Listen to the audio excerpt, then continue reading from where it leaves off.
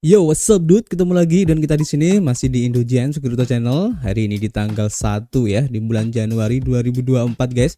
Dan mengawali tahun baru ini ya, sengaja saya bikin kontennya agak telat karena saya ingin melihat ya kira-kira bagaimana respon dari market untuk awal tahun ini guys. Dan memang sih baru beberapa jam setelah pergantian tahun dan mungkin belum ada perubahan yang cukup signifikan ya di sini. Dimana kalau kita lihat di sini dalam waktu 24 jam ini untuk perubahan dari global crypto market cap masih terlihat sideways ya, perubahannya hanya di 0,48%. Untuk Fear and Greed Index pun juga bisa dibilang tidak terlalu berubah drastis ya, di posisi 68 guys di area greed. Jadi masih mengindikasikan ada optimisme dari market ya untuk kripto ini guys. Meskipun ada sedikit kekhawatiran jika nanti untuk keputusan ETF Bitcoin Spot nanti akan ada penjualan yang cukup besar guys. Nanti kita akan bahas. Dan tentu saja perubahan ini ya terjadi karena efek kontribusi dari Bitcoin dan juga teman-teman begadangnya di sini ya. Kalau kita lihat dalam waktu 24 jam ke belakang, Bitcoin ini perubahannya di 0,5% ya. Kemudian untuk Ethereum di 1,06%, untuk BNB di 1,93% dan Solana di 1,14% guys. Dan rata-rata perubahan di sini memang tidak terlalu signifikan ya kalau kita lihat. Tapi ada yang menarik di sini guys. Untuk internet komputer tampaknya masih melanjutkan untuk kenaikannya guys. Dan saya sudah mencari beberapa informasi kenapa internet komputer ICP ini ya naiknya cukup lumayan. Nanti kita akan bahas hari ini ya. Dan tampaknya untuk market hari ini memang masih merah ya, masih menunggu beberapa informasi yang mungkin akan segera rilis beberapa hari ke depan ya.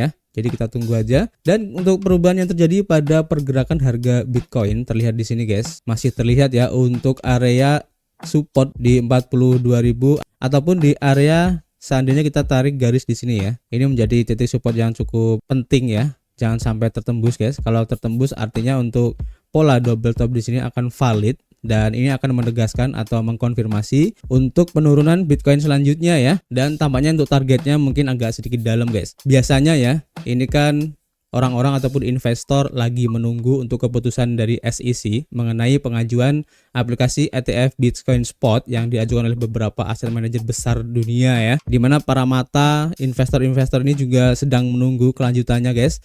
Dan karena adanya optimisme ini, apalagi banyak para analis yang bilang bahwa persetujuan untuk ETF spot Bitcoin ini akan disetujui oleh SEC, sehingga banyak para whales atau para investor-investor besar maupun retail ya, ini sudah akumulasi di beberapa bulan kemarin guys. Sehingga sekarang ini tampaknya mereka sedang melihat ya perubahan yang terjadi ataupun perkembangan informasi mengenai Bitcoin Spot ini guys. Dan ada istilah ya, buy on rumor, sell on the news. Ini tampaknya bisa saja terjadi guys. Artinya gini, jadi seumpama nanti untuk Bitcoin Spot ETF ini disetujui, ini untuk tekanan jualnya pun akan ada guys. Apalagi kalau ETF Spot Bitcoin nanti tidak disetujui, ini akan memperdalam atau mungkin akan membuat pergerakan harga dari Bitcoin ini cukup volatile ya. Dan ini sudah pernah terjadi di tahun 2017 di mana Winklevoss bersaudara ini pernah mengajukan ETF Bitcoin Spot ya. Itu ditolak dan sempat terjadi spike untuk harga Bitcoin ini cukup tajam guys, baik naik ataupun turun. Nah ini bisa saja nanti terjadi pada saat pengumuman untuk persetujuan ETF nanti. Dan kalau kita berkaca dari tahun 2017 itu, setelah adanya keputusan ETF Bitcoin Spot yang ditolak, itu untuk beberapa minggu ke depan akan terjadi penurunan yang cukup lumayan guys. Tapi setelah itu pergerakan harga Bitcoin ini terus nanjak, bahkan di tahun 2017 itu mendapatkan ATH-nya guys sebelum koreksi lagi ya. Jadi untuk skenario pada saat ETF Bitcoin Spot nanti, kemungkinan nanti pada saat optimisme ini cukup besar ya, kemudian ternyata ditolak, untuk Bitcoin harganya pasti akan jatuh lumayan dalam guys. Tapi seandainya jika SEC menyetujui, maka pergerakan harga dari Bitcoin nanti akan lompat atau membuat spike naik ya. Mungkin bisa saja menembus di harga 44.000 ini, bahkan target utama di 47.000 atau di 48.000 sesuai dengan resisten yang ada di time frame daily. Kalian bisa cek sendiri ya. Nah, di sini guys, di sini sekitar harga 47.000 atau di 48.000 di sini guys. Itu target utamanya seandainya Bitcoin ETF spotnya ini disetujui oleh SEC guys. Kemudian setelah itu pasti akan ada penurunan karena adanya aksi jual atau aksi taking profit dari para investor-investor yang sudah akumulasi sebelumnya guys. Jadi kemungkinan nanti skenario seperti itu. Dan untuk sekarang market ini pasti akan menunggu, sehingga kemungkinan nanti untuk pergerakan harga dari Bitcoin mungkin akan turun naik ya di sekitar harga 42.000 sampai 43.000 mungkin ya, atau di sekitar 41.000 sampai di 42.000 di sini guys selama seminggu ke depan ini. Jadi skenario seperti itu ya dari kami. Nanti kita akan update lagi apakah sesuai dengan skenario. Jadi kalian tetap stay tune aja guys. Oke? Dan saran dari kami ya, buat kalian yang mungkin takut dengan resikonya, kalian keluar aja dulu nggak apa-apa. Ya, kita tunggu aja nanti seperti apa efek dari keputusan Bitcoin Spot ETF dari SEC nanti, dan kita lihat beberapa minggu atau mungkin beberapa hari ke depan setelah keputusan tersebut efeknya seperti apa, baru kita akan menentukan langkah berikutnya guys untuk masuk ke Bitcoin ini. Karena nanti setelah keputusan itu terjadi ya, ada halving Bitcoin, dan halving Bitcoin ini tentu saja efeknya akan bagus, biarpun kalau kita lihat dari histori sebelumnya, efek dari halving Bitcoin ini tidak akan serta-merta langsung ngepam ya, enggak, tapi menunggu sekitar mungkin beberapa bulan ya atau beberapa minggu baru akan terlihat adanya pergerakan kenaikan dari Bitcoin ini sampai menuju ATH berikutnya guys. Oke, jadi skenario seperti itu, dan tentu saja ya istilah buy on rumor, sell on the news ini menjadi topik pembicaraan yang cukup ramai seperti yang dilansir ya dari harian Crypto Potato, di mana persetujuan untuk ETF Bitcoin Spot ini ya yang diantisipasi secara luas di Amerika Serikat ini menjadi peristiwa yang cukup seksi ya, yang bisa menyebabkan harga Bitcoin ini bergerak ke arah yang berlawanan guys, artinya bisa turun ya. Dan menurut laporan mingguan terbaru dari platform analisis pasar CryptoQuant, prediksi tersebut didukung oleh para pelaku pasar yang mendapatkan keuntungan yang belum direalisasikan dari kenaikan Bitcoin baru-baru ini guys. Istilahnya mereka masih belum mencairkan profitnya lah, intinya kayak gitu ya. Nah di sini diperkirakan ya, Bitcoin diperkirakan akan meroket ke level tertinggi tahunan baru guys setelah persetujuan untuk ETF Bitcoin Spotnya, karena dana investor masuk ke dalam ekosistem. Namun analisis CryptoQuant juga berpendapat bahwa persetujuan tersebut dapat menjadi peristiwa jual berita guys, atau sell on the news. Jadi istilah buy on rumor, sell on the news adalah strategi yang melibatkan memaksimalkan pergerakan pasar untuk mengantisipasi pengumuman yang dapat memicu pergeseran harga yang positif. Trader membuka posisi pada rumor dan menutupnya saat berita tersebut telah rilis ya, dan seringkali menghasilkan keuntungan. Sayangnya ide ini didorong oleh rasa takut ketinggalan atau FOMO, dan harga aset kemungkinan besar akan jatuh karena tekanan jual dari pelaku pasar guys. Dan para pelaku pasar ini seperti para miner dan juga para pemegang jangka pendek yang sudah mendapatkan keuntungan ya dengan margin setinggi 30% yang telah mendahului koreksi harga ya. Berdasarkan data historis, meskipun mereka masih membelanjakan Bitcoin dengan keuntungan, rally ini biasanya terjadi setelah kerugian jangka pendek direalisasikan guys, atau dicairkan ya. Dan CryptoQuant ini memprediksi Bitcoin pada akhirnya akan jatuh ke 32.000 katanya guys, dan harga realisasi pemegang jangka pendek karena para pedagang mulai membayar terlalu banyak ya untuk membuka posisi buy. Dan hal ini terlihat jelas di pasar turunan dari Bitcoin dan Ethereum yang menunjukkan tingkat pendanaan tertinggi selama setahun ini guys. Selain itu, volume penjualan tumbuh lebih besar ya daripada volume beli di pasar derivatif dari Bitcoin dan Ethereum, dan indikator siklus pasar bull bear masih berada di level yang tinggi bahkan setelah keluar dari fase bullish yang terlalu panas guys. Jadi kalian intinya harus berhati-hati untuk mengantisipasi keputusan dari SEC ya tentang ETF Bitcoin Spot ini guys. Oke, kita akan informasi berikutnya. Kita lansir dari bitcoin.com. Diinformasikan di sini CIO Maelstrom yaitu Arthur Hayes memperingatkan bank-bank besar ya pada akhirnya akan mengkanibal